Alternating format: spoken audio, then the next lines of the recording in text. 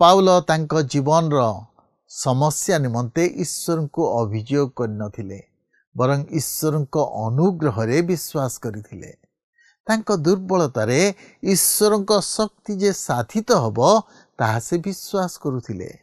आज कौन आमर विश्वास अछि कि अब आमे समस्या निमंते अभियोग करूछु। मुगति प्रदीप सेही निराशरे आशा देई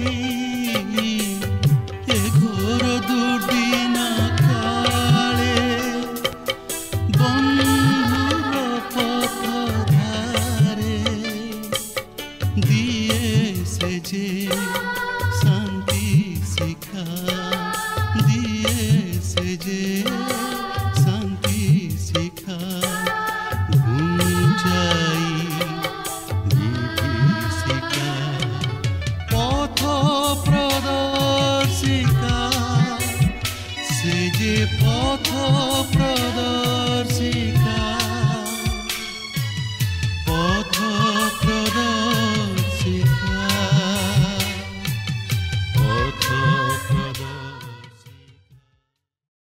प्रिय दर्शक बंधु नमस्कार। प्रभु जीशु मधुर नाम आपण को आज पथ प्रदर्शिका कार्यक्रम को स्वागत करुछि। आपण को मध्यरु अनेक आम सहित फोन रे जोगाजोग करिसंती, समान को मु विशेष करी धन्यवाद दिए। जदि केही ए पर्यंत आमको फोन करनाहांती आज ही आम सहित जोगाजोग करंतु। ए कार्यक्रम मध्य देई पुणी थरे आपण को सहित साक्षात पाइथिबारु प्रभु को धन्यवाद दिए। प्रभु आपण को बहुल भाव आशीर्वाद करंतु। यह आम्मान को प्रार्थना जे ईश्वर को वाक्य आपण को जीवन रे प्रचुर भाव कार्य करू, जेपरि आपण ए मंद जगत रे ईश्वर को आलोक अन्य मान को निकट रे पहुंची पारिबे, अन्य माने प्रभु जीशु को ठारे विश्वास करिवे। तबे आसंतु आजिर कार्यक्रम मध्य को जिबा। आजिर कार्यक्रम रे आमे देखु जे पाउल कौन कहउछंती। से कहउछंती जे मु अत्यंत गर्वी न हुए एथि पई ईश्वर मो शरीर रे एक कंटक देइछंती। पाउल जानी थिले जे से प्रभुंक पई अनेक किछि करिछंती, मंडली स्थापन करिछंती, लोकमान को प्रभुंक निकट को आनिछंती, से दुख निंदा ताड़ना सहय करिछंती। किंतु से समस्त सत्वे तांको जीवन रे विभिन्न प्रकार समस्या आसी पहुंची। से ताड़नार सम्मुखीन होइछंती। सेतिकी नुहे कंटक स्वरूपे एक रोग तांको शरीर रे अछि। आउ पाउल सेथि पई 3 थर प्रभुंक निकट रे प्रार्थना करिछंती। किंतु प्रभुंक उत्तर पाउलंक प्रति कौन थिला जानंती? पाउलंकु प्रभु कहउछंती मो अनुग्रह तुम पई यथेष्ट। आउ पाउल से दुख को से ग्रहण करि नैछंती। आउ से कहउछंती कंटक स्वरूपे मु जेपरि गर्व न हुए एई कंटा मो जीवन रे दिया जाई अछि। आमे आम जीवन रो दुख कष्ट को किपरि ग्रहण करूछु? आमे कौन प्रभु को धन्यवाद दउछु कि? आमे कौन प्रभु को कहूछु कि प्रभु मते दूत स्वरूपे या देइछंती जेपरि मु गर्वी न हुए? आमे देखु पाउल प्रभु को पई अनेक कार्य करिथिले, तथापि तांको समस्या रे से भांगी पड़ी नहांती, प्रभु को प्रश्न करू नहांती। से कहउछंती प्रभु एक कंटक स्वरूपे मते देइछंती। से प्रभुंकर गौरव करूछंती। आज आम्मान को जीवन रे आमे कौन प्रभु को गौरव करूछु कि? प्रभु को महिमा करूछु कि क्यों बा प्रभु को निंदा करूछु? आमे जेतेबेले कष्टकर परिस्थिति मध्य दे जाऊ आमे प्रभु को प्रशंसा करिबा आवश्यक, जेपरि प्रभु महिमान्वित हेबे। आउ आमे देखु पाउलं को ईश्वर आश्चर्य भावे व्यवहार करुछंती। तबे आसंतु आजिर अध्ययन मध्य को जिबा पूर्वरु आमे एक भक्तिमूलक गीत सुनिबा। उचारिले से ही प्रिय मधु नाम जाए दूरे दुख जातना।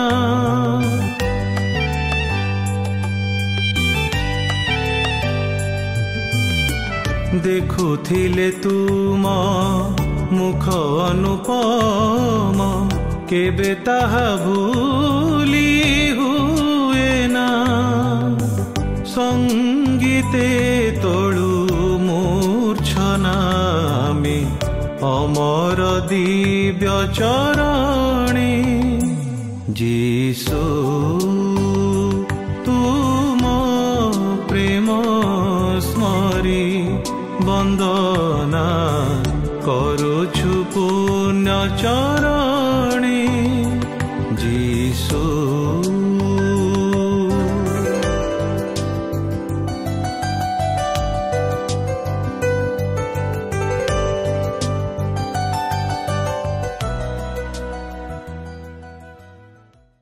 आसंतु वर्तमान आम प्रभुंकर वाक्य मध्यकु जिबा। आज आम द्वितीय कोरिन्थियो 12 पर्वर 7 पदरु आरंभ करी 13 पर्वर 4 पद पर्यंत अध्ययन करबा निमंते जिबा। तेबे एठार मु आपनकु स्मरण कराई दिए जे आमे पाउलंकर प्रेरित पदर भाववाणी विषय ने आलोचना करि आसुछु। गत पाठरे आमे सेही विषय ने आलोचना करिथिलु एवं आज मध्ये आमे तहिर क्रमशः अध्ययन करि आलोचना करबा निमंते जिबा। आसंतु वर्तमान आमे पाउलंक शरीर रे थिबा कंटक विषय ने लक्ष्य करबाकु जिबा। देखंतु 12 पर्वर 7 पदरे एपरि लेखा अछि, एणु मु जेपरि अतिशय गर्वी न हुए एथि निमंते मोते प्रहार करिया पई मोर शरीर रे शयतानर दूत स्वरूप गोटिए कंटक दियागला। हां, जेपरि मु अतिशय गर्वी न हुए एथि निमंते ताहा दियागला। पाउल कहंती जे से तांकर दुर्बलता विषय नै आममानक निकटरे प्रकाश करिवे, मात्र से तृतीय स्वर्ग विषय नहीं किछि कहिबे नाही। काहेकि जेहेतु से सबु विषय प्रकाश न करिबा निमंते ताहांकु कुहा जाइथिला। मु भाबे अनेक समय रे शयतान एही दृश्य जगत मध्यरु ईश्वरंकर साक्ष्य गुड़िकु हरण करिनेबाकु चेष्टा करे। से सेही सबुरु दूरेई रहिबाकु चाहे। से असुस्थता, रोगव्याधि और शरीर रे कंटक प्रभृति व्यवहार करे। तेबे पाउलंक शरीर रे सेही कंटक कौन थिला ताहा मु मध्य कहि परिबि नाही, कारण पाउल निजे मध्य ताहा स्पष्ट भावे प्रकाश करंती नाही। किंतु ईश्वर काहेकि पाउलंक शरीर रे कंटक देले ताहांकु नम्र करिया पई ओ से जेपरि सेही दर्शन पाइबा परे निजकु अति महान बोली विवेचना न करंती बा सबुठारु धार्मिक बोली मने न करंती। 12 पर्वर 8 और 9 पदरे एहिपरि लेखा अछि, जेपरि ताहा मोठारु दूर हुए एथिपाई मु प्रभुंकु से विषय 3 थर विनती कली। आउ से मते कहि अछंती, आम्भर अनुग्रह तुम निमंते यथेष्ट, कारण दुर्बलतारे आम्भर शक्ति सिद्ध हुए। अतएव जेपरि ख्रीष्टଙ୍କ शक्ति मो उपरे अवस्थान करे एथिपाई मु अति आनंदरे बरंच मोहर दुर्बलतारे दर्प करिबी। वर्तमान मु कहबाकु चाहे जे पाउलंकर समस्या थिला ताहांकर दृष्टिहीनता। ताहांकर दृष्टिशक्ति अति क्षीण होइतिला। जेतेबेले आमे गालातीय पत्रटीकु पाठ करिबा पई जिबा सेतेबेले आमे सेठारे देखिबाकु पारिबा जे से कहंती जे ताहांकु बड़ बड़ अक्षर रे लेखिबाकु थिला, जाहाकि ताहांकर दृष्टिशक्ति क्षीण हेबार विषयकु प्रकाश करे। ताहा हेउछि जे से भल भावे देखि पारु नथिले। परे आमे एही विषय नै आलोचना करिबा। तेबे सेही कंटक जा होइथाउ ना काहेकि पाउल तहिरु रक्षा पाइबा निमंते 3 थर प्रभुଙ୍କୁ विनती कले। मात्र 3 थर जाक प्रभु जदिओ ताहांकर प्रार्थना शुणिले, मात्र से मना कले। प्रभुंकर उत्तर थिला नाही। आपण ओ मु आमे मध्य प्रभुଙ୍କ निकटरे किछि विषय निमंते बारंबार प्रार्थना करिथाउ, नुहे कि जो विषय निमंते से पूरापूरी मना करिदेई थांती। जदि आमे ताहांको निकटरे किछि विषय निमंते प्रार्थना करि पाइ न थाउ, आमे भाबु जे से आमानको प्रार्थनार उत्तर देउ नाहांती। मात्र आमे जानि रखिबा उचित जे अनेक समय रे ताहांकर सेही ନାହିଁ ଉତ୍ତରଟି ଆମ ନିମନ୍ତେ ସମ୍ଭବତଃ ଅତି ଉତ୍ତମ ପ୍ରତି ଉତ୍ତର। ହଁ, ଏହାକୁ ଗ୍ରହଣ କରିନେବା ଆମମାନଙ୍କ ପକ୍ଷେ କଷ୍ଟକର ହୋଇପାରିଥାଏ, କିନ୍ତୁ ତାହାକୁ ଆମମାନଙ୍କୁ ଗ୍ରହଣ କରିବାକୁ ହେବ। ଅର୍ଥାତ୍ ପ୍ରଭୁଙ୍କର ଇଚ୍ଛାକୁ ଆମମାନଙ୍କ ଜୀବନରେ ଆମମାନେ ଗ୍ରହଣ କରିନେବାକୁ ହେବ। ସେ ପାଉଲଙ୍କୁ କହନ୍ତି, ଆମ୍ଭର ଅନୁଗ୍ରହ ତୁମ୍ଭ ନିମନ୍ତେ ଯଥେଷ୍ଟ। ସେ କହନ୍ତି, ସେ ସେହି କଣ୍ଟକକୁ ଦୂର କରିବେ ନାହିଁ, ମାତ୍ର ସେହି କଣ୍ଟକକୁ ସହ୍ୟ କରିବା ନିମନ୍ତେ ଅନୁଗ୍ରହ ପ୍ରଦାନ କରିବେ। ତାହା ହିଁ ଅତି ଚମତ୍କାର ବିଷୟ। କାରଣ ପ୍ରଭୁଙ୍କର ବାକ୍ୟ କହେ, କାରଣ ଦୁର୍ବଳତାରେ ଆମ୍ଭର ଶକ୍ତି ସିଦ୍ଧ ହୁଏ। ଅନ୍ୟ ଅର୍ଥରେ କହିବାକୁ ଗଲେ ପାଉଲଙ୍କ ପ୍ରଚାର କାର୍ଯ୍ୟରେ ଏହା ସ୍ପଷ୍ଟ ଜଣାଯାଉଥିଲା ଯେ ସେ ଶାରୀରିକ ଭାବେ ଏତେ ଦୂର ଦୁର୍ବଳ ହୋଇଯାଇଥିଲେ, ଯଦ୍ୱାରା ଈଶ୍ୱରଙ୍କ ଆତ୍ମା ତାହାଙ୍କୁ ଶକ୍ତିଯୁକ୍ତ କରାଉଥିଲେ ଓ ସେ ଆତ୍ମାଙ୍କ ଶକ୍ତିରେ କାର୍ଯ୍ୟ କରୁଥିଲେ। ଲେଖା ଅଛି, ଅତଏବ ଯେପରି ଖ୍ରୀଷ୍ଟଙ୍କ ଶକ୍ତି ମୋ ଉପରେ ଅବସ୍ଥାନ କରେ, ଏଥିପାଇଁ ମୁଁ ଅତି ଆନନ୍ଦରେ ବରଞ୍ଚ ମୋହର ଦୁର୍ବଳତାରେ ଦର୍ପ କରିବି। ଏହା ହିଁ ଥିଲା ପ୍ରଭୁଙ୍କର ଉତ୍ତର ପ୍ରତି ପାଉଲଙ୍କର ପ୍ରତ୍ୟୁତ୍ତର। ପାଉଲ ତାହାଙ୍କର ଦୁର୍ବଳତାରେ ଦର୍ପ କରନ୍ତି, ଅର୍ଥାତ୍ ସେ ସେହି ତାହାଙ୍କର ଦୁର୍ବଳତାକୁ ସ୍ମରଣ କରି ପ୍ରଭୁଙ୍କର ଶକ୍ତିକୁ ଉପଲବ୍ଧି କରି ପ୍ରଭୁଙ୍କଠାରେ ଦର୍ପ କରନ୍ତି। କାରଣ ସେ ନିଜେ କହନ୍ତି, ଯେତେବେଳେ ମୁଁ ଦୁର୍ବଳ ସେତେବେଳେ ମୁଁ ବଳବାନ, ଆଉ ତାହା କେବଳ ଖ୍ରୀଷ୍ଟଙ୍କ ଶକ୍ତିର କାର୍ଯ୍ୟ ହେତୁ। ଆଜି ଆମେ ପ୍ରଭୁଙ୍କଠାରେ ଦର୍ପ କରିବା ଉଚିତ, କିନ୍ତୁ ଆମେ ପ୍ରଭୁଙ୍କୁ ଗୌରବ ଦେବା ଉଚିତ ଏବଂ ପ୍ରଭୁଙ୍କର ଶକ୍ତିର କାର୍ଯ୍ୟ ଆମମାନଙ୍କ ଜୀବନରେ ପ୍ରତିଫଳିତ ହେବା ଉଚିତ। 12 ପର୍ବର 10 ପଦରେ ଲେଖା ଅଛି,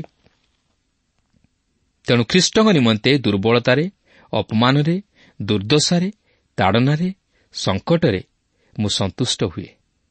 କାରଣ ଯେତେବେଳେ ମୁଁ ଦୁର୍ବଳ ସେତେବେଳେ ମୁଁ ବଳବାନ। ଏହା ହିଁ ଥିଲା ପ୍ରେରିତ ପାଉଲଙ୍କର ଏକ ଚମତ୍କାର ଉକ୍ତି।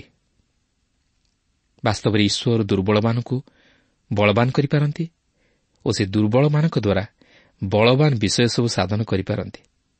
ତେଣୁ ଆମେ ସଦାସର୍ବଦା ପ୍ରଭୁଙ୍କଠାରୁ ସେହି ବଳ ପାଇବା ନିମନ୍ତେ ନିଜକୁ ତାହାଙ୍କ ନିକଟରେ ଦୁର୍ବଳ ବୋଲି ଚିନ୍ତା କରିବା ଉଚିତ, ଆଉ ତାହାଙ୍କ ନିକଟରେ ନିଜକୁ ସମ୍ପୂର୍ଣ୍ଣ ସମର୍ପଣ କରିବା ଉଚିତ, ଆଉ ତାହାଙ୍କର ଇଚ୍ଛା ଲୋଡ଼ି କାର୍ଯ୍ୟ କରିବା ଉଚିତ।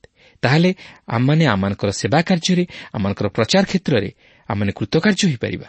ପ୍ରଭୁ ଆମମାନଙ୍କୁ ଆଶ୍ଚର୍ଯ୍ୟ ଭାବେ ବ୍ୟବହାର କରିବେ, ଏଥିରେ ତିଳେ ହେଲେ ସନ୍ଦେହ ନାହିଁ।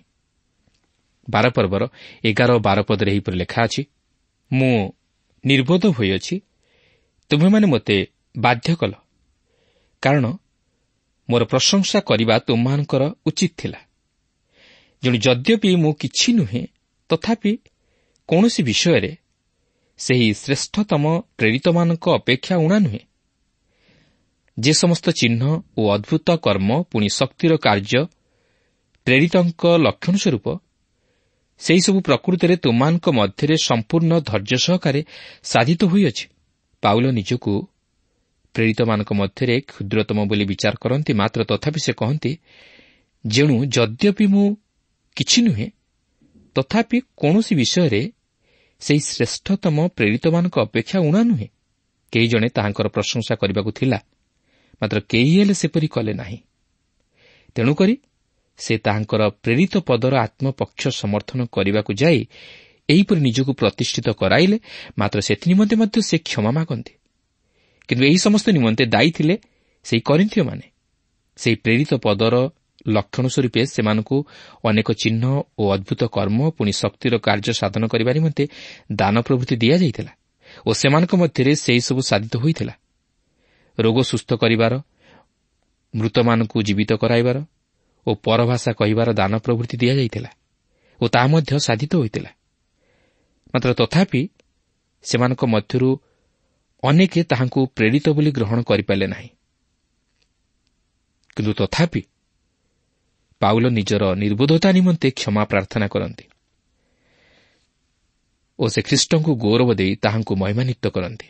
କରିନ୍ଥକୁ ପୁନର୍ବାର ପରିଦର୍ଶନ କରିବା ନିମନ୍ତେ ପାଉଲଙ୍କର ଯୋଜନା କରିବା ନେଇ ଏହି 12 ପର୍ବର 13 ପଦରୁ 21 ପଦ ମଧ୍ୟରେ ଆମେ ଲକ୍ଷ୍ୟ କରିବାକୁ ଯିବା। ଦେଖନ୍ତୁ, 12 ପର୍ବର 13 ଓ 14 ପଦରେ ଏହିପରି ଲେଖା ଅଛି, କାରଣ ମୁଁ ନିଜେ ଯେ ତୁମମାନଙ୍କର ଭାରସ୍ୱରୂପ ହୋଇନାହିଁ, ଏହି ଗୋଟିଏ ବିଷୟ ଛଡ଼ା ଅବଶିଷ୍ଟ ମଣ୍ଡଳୀ ସମୂହଠାରୁ ତୁମେମାନେ କାହିଁରେ ନିକୃଷ୍ଟ ହୋଇଅଛ? ମୋହର ଏହି ଦୋଷ କ୍ଷମା କର। ଦେଖ, ମୁଁ ତୁମମାନଙ୍କ ନିକଟକୁ ଯିବା ନିମନ୍ତେ ଏହି ତୃତୀୟ ଥର ପ୍ରସ୍ତୁତ ଅଛି। ଆଉ ମୁଁ ତୁମମାନଙ୍କର ଭାରସ୍ୱରୂପ ହେବି ନାହିଁ, କାରଣ ମୁଁ ତୁମମାନଙ୍କର ଧନ ନ ଖୋଜି ତୁମମାନଙ୍କୁ ଖୋଜୁଅଛି। ଯେଣୁ ସନ୍ତାନ ସନ୍ତତିମାନଙ୍କର ପିତାମାତାମାନଙ୍କ ନିମନ୍ତେ ସଞ୍ଚୟ କରିବା ଉଚିତ ନୁହେଁ, ମାତ୍ର ସନ୍ତାନ ସନ୍ତତିମାନଙ୍କ ନିମନ୍ତେ ପିତାମାତାଙ୍କର ସଞ୍ଚୟ କରିବା ଉଚିତ। ଆପଣ ଦେଖନ୍ତୁ, ପାଉଲ ସେମାନଙ୍କର ଆତ୍ମିକ ପିତା ଥିଲେ। ସେମାନଙ୍କୁ ଖ୍ରୀଷ୍ଟଙ୍କ ନିକଟକୁ ଆଣିଥିଲେ ଓ ସେହି କରିନ୍ଥରେ ମଣ୍ଡଳୀ ସ୍ଥାପନ କରିଥିଲେ। ତେଣୁକରି ସେମାନଙ୍କୁ ବୋଝଗ୍ରସ୍ତ କରାଇବାକୁ ଚାହାନ୍ତି ନାହିଁ, ମାତ୍ର ସେମାନଙ୍କୁ ସାହାଯ୍ୟ କରିବାକୁ ଚାହାନ୍ତି। 15 ପଦରେ ଲେଖା ଅଛି, ଆଉ ମୁଁ ତୁମମାନଙ୍କ ଆତ୍ମା ନିମନ୍ତେ ମହାନନ୍ଦରେ ବ୍ୟୟ କରିବି। ହଁ, ମୋର ପ୍ରାଣ ସୁଦ୍ଧା ବ୍ୟୟ କରିବି। ମୁଁ ତୁମମାନଙ୍କୁ ଅଧିକ ପ୍ରଚୁର ଭାବେ ପ୍ରେମ କରୁଅଛି ବୋଲି କ'ଣ ଉଣା ପ୍ରେମ ପ୍ରାପ୍ତ ହେଉଅଛି? ପାଉଲ ଏଠାରେ ତାହାଙ୍କର କ୍ଲେଶ ଭୋଗ କରିବା ଓ ଦୁଃଖଗ୍ରସ୍ତ ହେବା ବିଷୟକୁ ସ୍ମରଣ କରାଇ ଦିଅନ୍ତି, ଯାହାକି ସେମାନଙ୍କ ପ୍ରତି ତାହାଙ୍କର ବାସ୍ତବ ପ୍ରେମକୁ ପ୍ରକାଶ କରେ। ଏହାପରେ 16 ପଦରେ ଲେଖା ଅଛି, କିନ୍ତୁ ଯାହା ହେଉ, ମୁଁ ନିଜେ ତୁମମାନଙ୍କୁ ଭାରଗ୍ରସ୍ତ କଲି ନାହିଁ, ମାତ୍ର ଧୂର୍ତ୍ତ ହୋଇ ମୁଁ ତୁମମାନଙ୍କୁ ଛଳରେ ଧରିଲି। ଲକ୍ଷ୍ୟ କରନ୍ତୁ, ପାଉଲ କହନ୍ତି, ତୁମମାନଙ୍କର ଯାହା ସବୁ ଅଛି ସେହିସବୁ ପାଇବା ନିମନ୍ତେ ମୁଁ ତୁମମାନଙ୍କ ପଛରେ ଧାଏଁ ନାହିଁ, ମାତ୍ର ତୁମମାନଙ୍କୁ ପାଇବା ନିମନ୍ତେ ଓ ତୁମମାନଙ୍କୁ ଖ୍ରୀଷ୍ଟଙ୍କ ନିମନ୍ତେ ଲାଭ କରିବାକୁ ଚାହେଁ। କାରଣ ପ୍ରଭୁ ଯୀଶୁ ମଧ୍ୟ ତାହାଙ୍କର ପ୍ରେରିତମାନଙ୍କୁ କହିଥିଲେ, ମୋର ଅନୁଗମନ କର, ଆଉ ମୁଁ ତୁମମାନଙ୍କୁ ମନୁଷ୍ୟ ଧରିବା ଶିଖାଇବି। ଏହାପରେ 17-18 ପଦରେ ଲେଖା ଅଛି, ମୁଁ ତୁମମାନଙ୍କ ନିକଟକୁ ଯେଉଁମାନଙ୍କୁ ପଠାଉଅଛି ସେମାନଙ୍କ ମଧ୍ୟରୁ କୌଣସି ଜଣକ ଦ୍ୱାରା କି ତୁମମାନଙ୍କଠାରୁ କିଛି ଲାଭ କରିଅଛି? ମୁଁ ତିତସକୁ ଯିବା ନିମନ୍ତେ ଅନୁରୋଧ କରିଥିଲି, ପୁଣି ତାଙ୍କ ସହିତ ସେହି ଭାଇଙ୍କୁ ପଠାଇଥିଲି। ତିତସ୍ କି ତୁମମାନଙ୍କଠାରୁ କିଛି ଲାଭ କରିଅଛନ୍ତି? ଆମମାନେ କ'ଣ ଏକ ଆତ୍ମାରେ ଆଚରଣ କରିନାହୁଁ? ଆମମାନେ କ'ଣ ଏକ ପଦଚିହ୍ନରେ ଗମନ କରିନାହୁଁ? ପାଉଲ କୌଣସି ଚତୁରତାର କୌଶଳ ପ୍ରୟୋଗ କରିନଥିଲେ। ସେ ସରଳ ଭାବେ ଈଶ୍ୱରଙ୍କ ବାକ୍ୟ ପ୍ରଚାର କଲେ। ସେ କୌଣସି ଆର୍ଥିକ ଲାଭର ଆଶା ରଖି ତାହାଙ୍କ ବାକ୍ୟ ପ୍ରଚାର କରି ଅନ୍ୟ କାହାକୁ ସେହି କରିନ୍ଥୀୟ ମଣ୍ଡଳୀ ନିକଟକୁ ପଠାଇ ନ ଥିଲେ। 19-20 ପଦରେ ଲେଖା ଅଛି, ଏପର୍ଯ୍ୟନ୍ତ ତୁମେମାନେ କହୁଅଛ ଯେ ଆମ୍ଭେମାନେ ତୁମମାନଙ୍କ ନିକଟରେ ଦୋଷ କଟାଉଅଛୁ। ଈଶ୍ୱରଙ୍କ ସାକ୍ଷାତରେ ଖ୍ରୀଷ୍ଟଙ୍କ ସେବକ ସ୍ୱରୂପେ ଆମ୍ଭେମାନେ କଥା କହୁଅଛୁ। କିନ୍ତୁ ହେ ପ୍ରିୟମାନେ, ସମସ୍ତ ବିଷୟ ତୁମମାନଙ୍କ ନିଷ୍ଠା ନିମନ୍ତେ କହୁଅଛୁ। କାରଣ କାଳେ ଅବା ମୁଁ ଉପସ୍ଥିତ ହେଲେ ତୁମମାନଙ୍କୁ ଯେପରି ଦେଖିବାକୁ ଇଚ୍ଛା କରୁଅଛି ସେପରି ତୁମମାନଙ୍କୁ ନ ଦେଖେ, ଆଉ ତୁମେମାନେ ମୋତେ ଯେପରି ଦେଖିବାକୁ ଇଚ୍ଛା ନ କର ସେପରି ମୋତେ ଦେଖ, ଏଥିପାଇଁ ମୁଁ ଭୟ କରୁଅଛି। କାଳେ ଅବା ବିବାଦ, ଈର୍ଷା, କ୍ରୋଧ, ଦଳାଦଳି, ପରନିନ୍ଦା, କାନ କୁହାକୁହି, ଦାମ୍ଭିକତା, ଗଣ୍ଡଗୋଳ ହୁଏ। ପାଉଲ ଯେତେବେଳେ ସେହି କରିନ୍ଥରେ ଯାଇ ପହଞ୍ଚିବେ ସେତେବେଳେ ସେ ସେମାନଙ୍କ ମଣ୍ଡଳୀ ମଧ୍ୟରେ ଏହି ସମସ୍ତ ବିଷୟ ଦେଖିବାକୁ ପାଇବ ବୋଲି ଭାବୁଥିଲେ। ସେମାନେ ପାଉଲଙ୍କଠାରୁ ଅନେକ ବିଷୟ ଆଶା କରୁଥିଲେ ଓ ପାଉଲ ମଧ୍ୟ ସେମାନଙ୍କଠାରୁ ଅନେକ ବିଷୟ ଆଶା କରୁଥିଲେ। ମାତ୍ର ସେ କ'ଣ ଦେଖିବାକୁ ପାରିବେ? ସେମାନଙ୍କ ମଧ୍ୟରେ ବିବାଦ, ଈର୍ଷା, କ୍ରୋଧ ଓ ଦାମ୍ଭିକତା ଦେଖିବାକୁ ପାରିବେ। 12 ପର୍ବର 21 ପଦରେ ଲେଖା ଅଛି, କାଳେ ମୁଁ ପୁନର୍ବାର ଉପସ୍ଥିତ ହେଲେ ମୋର ଈଶ୍ୱର ତୁମମାନଙ୍କ ସମ୍ବନ୍ଧରେ ମୋତେ ପୁନର୍ବାର ଅବନତ କରନ୍ତି। ପୁଣି ଯେଉଁମାନେ ପୂର୍ବରେ ପାପ କରିଅଛନ୍ତି ଆଉ ଆପଣା ଆପଣା କୃତ ଅଶୁଚିତା, ବ୍ୟଭିଚାର ଓ କାମୁକତା ସକାଶେ ଅନୁତାପ କରିନାହାନ୍ତି, ଏପରି ଅନେକ ଲୋକଙ୍କ ନିମନ୍ତେ ମୁଁ ଶୋକ କରେ। କରିନ୍ଥ ଏକ କଳୁଷିତ ନଗର ଥିଲା। ରୋମ୍ ସାମ୍ରାଜ୍ୟ ମଧ୍ୟରେ ଏହା ପାପର କେନ୍ଦ୍ରସ୍ଥଳ ରୂପେ ପରିଚିତ ଥିଲା। ଏହା ଅଶୁଚିତା, ବ୍ୟଭିଚାର ଓ କାମୁକତାରେ ପରିପୂର୍ଣ୍ଣ ଥିଲା। ମାତ୍ର ତଥାପି କରିନ୍ଥୀୟ ମଣ୍ଡଳୀର ଖ୍ରୀଷ୍ଟ ବିଶ୍ୱାସୀମାନେ ଏହି ସମସ୍ତ ବିଷୟକୁ ଅତି ହାଲୁକା ମଣୁଥିଲେ। ମାତ୍ର ପାଉଲ ଏଥିପ୍ରତି ଅତି ଯତ୍ନବାନ ଥିଲେ, କାରଣ ସେ ଚାହାନ୍ତି ମଣ୍ଡଳୀ ଯେପରି ଈଶ୍ୱରଙ୍କ ପବିତ୍ରତା ରକ୍ଷା କରେ ଓ ଏହି ଜଗତ ମଧ୍ୟରୁ ଏକ ପୃଥକୀକୃତ ଜୀବନଯାପନ କରିବାକୁ ପାରେ। ତେଣୁକରି ପାଉଲ ସେଦିନ ସେହି କରିନ୍ଥୀୟମାନଙ୍କୁ ଏହି ବିଷୟରେ ସ୍ମରଣ କରାଇ ସତର୍କ କରାଇ ଦେଇଥିଲେ ଓ ସେ ଆଜି ମଧ୍ୟ ତାଙ୍କର ଖ୍ରୀଷ୍ଟ ବିଶ୍ୱାସୀମାନଙ୍କୁ ସତର୍କ କରାଇ ଦିଅନ୍ତି ଯେପରି ଈଶ୍ୱରଙ୍କ ପବିତ୍ରତା ରକ୍ଷା ହେବାକୁ ପାରେ ଓ ମଣ୍ଡଳୀ ଏହି ଜଗତ ନିକଟରେ ଏକ ଆଦର୍ଶ ହେବାକୁ ପାରେ। ପ୍ରିୟ ବନ୍ଧୁ, ଆଜି ଯଦି ଆପଣ ଜଣେ ଖ୍ରୀଷ୍ଟ ବିଶ୍ୱାସୀ ବା ବିଶ୍ୱାସିନୀ, ଆଜି ଯଦି ଆପଣ ମଣ୍ଡଳୀର ଏକ ଦାୟିତ୍ୱ ପଦରେ ଅଛନ୍ତି ବା ମଣ୍ଡଳୀର ପାଳକ ସ୍ୱରୂପ ଅଛନ୍ତି ବା ମଣ୍ଡଳୀର ପ୍ରଚାରକ ସ୍ୱରୂପ ଅଛନ୍ତି ବା ମଣ୍ଡଳୀର ଜଣେ ବିଶେଷ ବା ବିଶିଷ୍ଟ ସଭ୍ୟ ଭାବେ ଅଛନ୍ତି ବା ସଭ୍ୟା ଭାବେ ଅଛନ୍ତି, ତାହେଲେ ଆପଣ ମଣ୍ଡଳୀ ମଧ୍ୟରେ ଏହି ସମସ୍ତ ବିଷୟକୁ ଭଲ ଭାବରେ ଲକ୍ଷ୍ୟ ରଖି ତହିଁର ସମାଧାନ କରିବା ଉଚିତ। ଆଜି ମଣ୍ଡଳୀ ମଧ୍ୟରେ ଯଦି ଅଶୁଚିତାର ବିଷୟ ଥାଏ, ବ୍ୟଭିଚାର ଥାଏ ବା କାମୁକତାର ବିଷୟ ଥାଏ, ତାହେଲେ ମଣ୍ଡଳୀ କିପରି ଭାବେ ପ୍ରଭୁ ଯୀଶୁଖ୍ରୀଷ୍ଟଙ୍କର ଗୌରବ ମହିମା ପ୍ରକାଶ କରିପାରିବ? କିନ୍ତୁ ଦୁଃଖର ବିଷୟ, ଏହି ବ୍ୟଭିଚାର ଅଶୁଚିତା ଆଜି ପ୍ରାୟ ଖ୍ରୀଷ୍ଟୀୟ ମଣ୍ଡଳୀମାନଙ୍କ ମଧ୍ୟରେ ପରିଲକ୍ଷିତ ହୁଏ। ଆଜି ଅଧିକାଂଶ କ୍ଷେତ୍ରରେ ବିଶ୍ୱାସୀ ବିଶ୍ୱାସିନୀମାନେ ପାପରେ ପତିତ। ସେଥିପାଇଁ ଆଜି ଖ୍ରୀଷ୍ଟୀୟ ମଣ୍ଡଳୀ ଆତ୍ମିକ ଜୀବନରେ ଅଭିବୃଦ୍ଧି ଲାଭ କରିପାରୁନାହିଁ। କାହିଁକି? ଯେହେତୁ ମଣ୍ଡଳୀ ମଧ୍ୟରେ ଯଦି ପାପ ରହେ, ଯଦି ଏହି ସମସ୍ତ ଅଶୁଚିତାର ବିଷୟ ରହେ, ତାହେଲେ ପ୍ରଭୁ ଯୀଶୁ କେବେ ହେଲେ ତହିଁରେ ସନ୍ତୁଷ୍ଟ ହେବେ ନାହିଁ।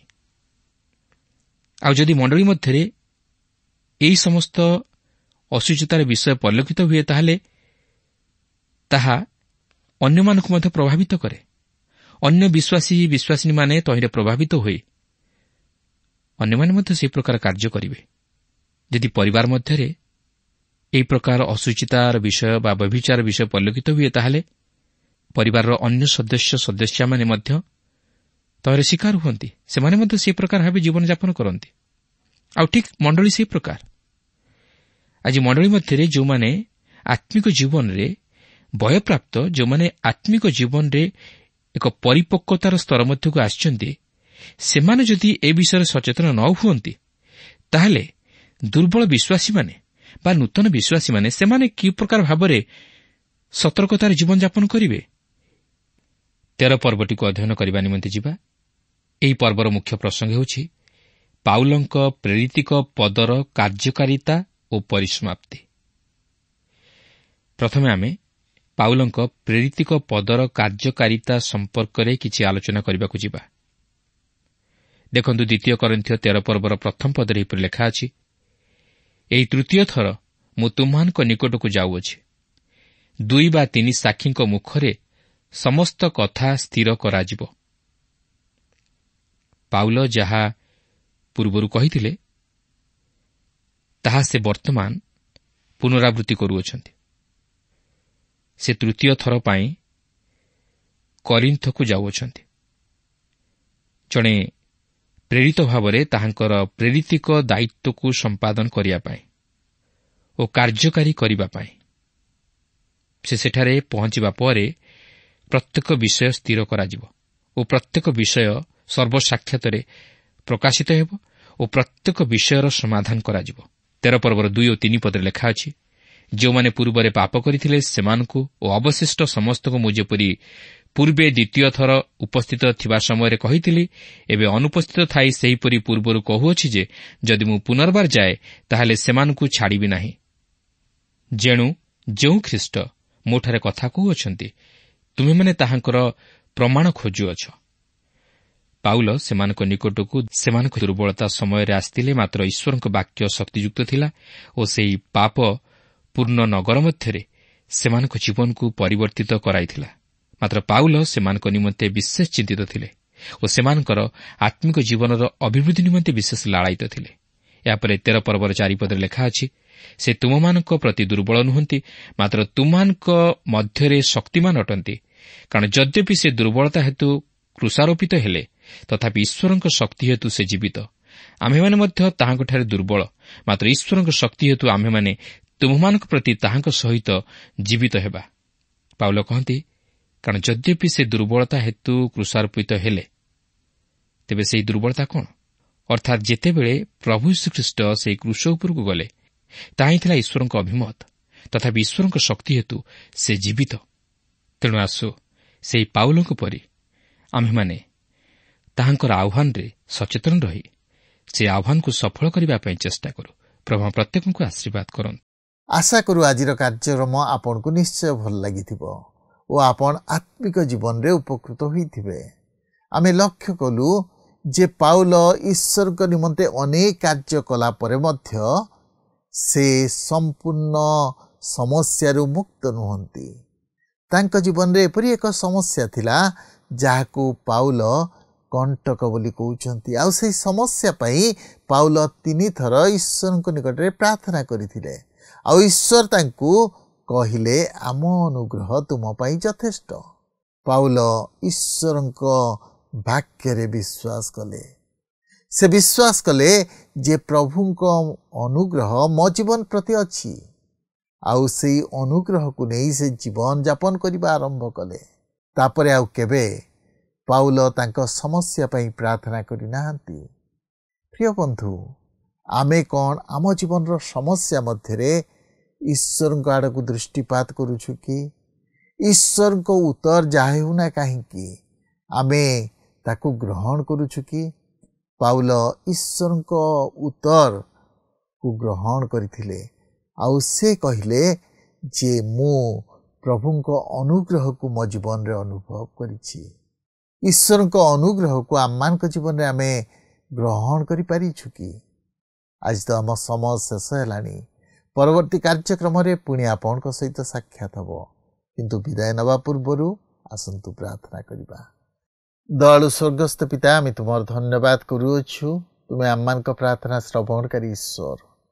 ପ୍ରଭୁ, ତୁମେ ସେଦିନ ପାଉଲଙ୍କ ପ୍ରାର୍ଥନା ଶୁଣିଥିଲ, କିନ୍ତୁ ତୁମେ ପାଉଲଙ୍କୁ କହିଲ, ମୋ ଅନୁଗ୍ରହ ତୁମ ପାଇଁ ଯଥେଷ୍ଟ। ବାସ୍ତବରେ ପ୍ରଭୁ, ଆମମାନଙ୍କ ଜୀବନର କଷ୍ଟ, ଦୁଃଖ, ସମସ୍ୟା ମଧ୍ୟରେ ତୁମେ ଯେ ଆମମାନଙ୍କ ଅନୁଗ୍ରହକାରୀ ପରମେଶ୍ୱର, ଆଉ ତୁମ ଅନୁଗ୍ରହ ଯାହା ଜୀବନରେ ଥାଏ ତା ପାଇଁ ଆଉ କୌଣସି ବିଷୟର ଆବଶ୍ୟକ ନଥାଏ। ପ୍ରଭୁ, ଧନ୍ୟବାଦ ଦେଉଅଛୁ।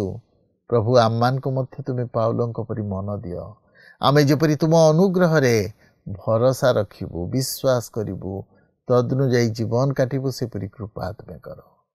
ତୁମେ ଆମମାନଙ୍କ ପ୍ରାର୍ଥନା ଶୁଣିଲ। ଧନ୍ୟବାଦ ଦେଇ ଏହି ସମସ୍ତ ପ୍ରାର୍ଥନା ଆମମାନଙ୍କ ନିମନ୍ତେ ପ୍ରାଣ ଦେଇଥିବା ପ୍ରିୟ ଯୀଶୁଙ୍କ ନାମରେ ମାଗିଲୁ, ଆମେନ୍। ବହୁତ ବହୁତ ଧନ୍ୟବାଦ। ପ୍ରଭୁ ଆପଣଙ୍କୁ ଆଶୀର୍ବାଦ କରନ୍ତୁ। ଗତ ପ୍ରଶ୍ନର ଉତ୍ତରଟି ହେଲା D3। ଆଜିର ପ୍ରଶ୍ନଟି ହେଲା, ପାଉଲ ନିଜ ଶରୀରରେ ଥିବା କଣ୍ଟକକୁ ଦୂର କରିବା ନିମନ୍ତେ ଈଶ୍ୱରଙ୍କ ପାଖରେ କେତେ ଥର ବିନତି କରିଥିଲେ? A10, B3, C6, D5।